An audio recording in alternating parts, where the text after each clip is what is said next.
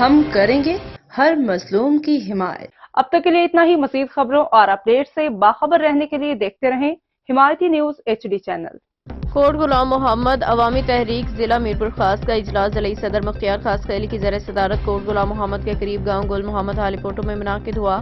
اجلاس میں کینالوں کی تعمیر اور سندھ کو بیابان ہونے سے روکنے کا مطالبہ کیا گیا۔ سندھ کی سرزمین بچانے، اس کے وسائل بچانے کے لیے شارٹ مارچ کرنے اور آگاہی مہم چلانے کے فیصلے کیے گئے۔ اجلاس سے مختار خاص خیلی، ایاز کوسو، رحمان سمو، امیر بخش جروار، مولا بخش نوندانی، رزاق جروار، رانومل، ممتاز جنیجو، وکیل ایاز کلوئی دیگر نے کہا کہ ہم وفاقی وزیر احسن اقبال کے اس بیان کی مذمت کرتے ہیں۔ سندھ میں ایسے ہی مظاہرے ہو رہے ہیں۔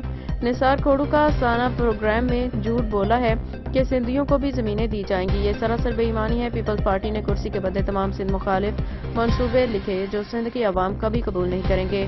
19 جنوری کو کوٹ غلام محمد اور 2 فروری کو میرپور خاص میں بڑے احتجاجی مظاہرے ہوں گے۔ ان کا مزید کہنا تھا کہ عوامی تحریک اور سندھیانی تحریک سندھ کے خلاف ہونے والی ہر سازش کو منہ توڑ جواب دیں گے۔ اجلاس میں دیگر فیصلے کیے گئے جن میں بھٹ شاہ میں 16 فروری کو کسان کانفرنس بھی بھرپور شرکت میں شامل ہے۔